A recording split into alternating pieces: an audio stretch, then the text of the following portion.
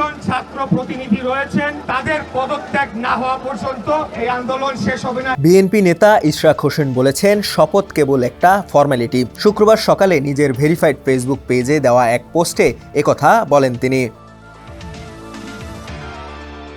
ইশরাক তার ফেসবুক পোস্টে আরও লিখেছেন, জনতার মেয়র হিসাবে তার দায়িত্ব বর্তায় আগামী কোরবানির ঈদের আগে যাতে বর্জ্য ব্যবস্থাপনার পর্যাপ্ত প্রস্তুতি থাকে।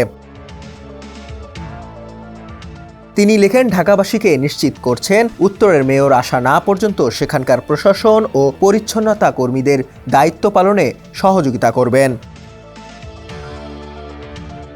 কোরবানির ঈদ সামনে রেখে ঢাকা দক্ষিণে সাবেক কাউন্সিলর ও বিগত নির্বাচনের প্রার্থীদের সমন্বয় করে একটি জোন ভিত্তিক মনিটরিং টিমের অনুমোদন দেবেন বলেও উল্লেখ করেন ইশরাক।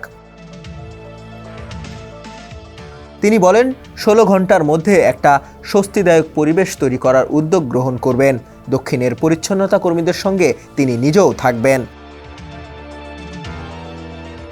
ইশরাককে ঢাকা দক্ষিণ সিটি কর্পোরেশনের মেয়র ঘোষণা করে গত 27 মার্চ রায় দেন ঢাকার প্রথম যুগ্ম জেলা জজ ও নির্বাচনী ট্রাইব্যুনাল। রায়ের পরিপ্রেক্ষিতে ইশরাককে মেয়র ঘোষণা করে গত 27 এপ্রিল গ্যাজেট প্রকাশ করে নির্বাচন কমিশন। মেয়র হিসাবে ইশরাকের শপথের বিষয়ে ব্যবস্থা নিতে নির্বাচন কমিশন থেকে স্থানীয় সরকার মন্ত্রণালয়ে চিঠিও দেওয়া হয়, কিন্তু চিঠির পরেও কোনো উদ্যোগ না নেওয়ায় বিএনপির নেতাকর্মীরা বিক্ষোভ শুরু করেন। এদিকে ইশরাককে মেয়র ঘোষণা করে নির্বাচনী ট্রাইব্যুনালের রায় এবং ইসি গ্যাজেটের কার্যক্রম স্থগিত চেয়ে সুপ্রিম কোর্টের আইনজীবী মোহাম্মদ মামুনুর রশিদ 13 মে একটি রিট করেন। রিটটি গতকাল বৃহস্পতিবার দুপুরের দিকে সরাসরি খারিজ করে দেন হাইকোর্ট।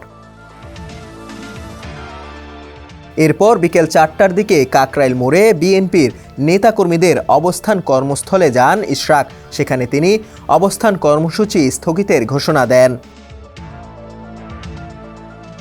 তিনি বলেন, হাইকোর্টের রায় শোনার পর আমাদের দল সিদ্ধান্ত নিয়েছে আপাতত আমরা অবস্থান কর্মসূচি স্থগিত রাখব। ডেস্ক রিপোর্ট, সমকাল।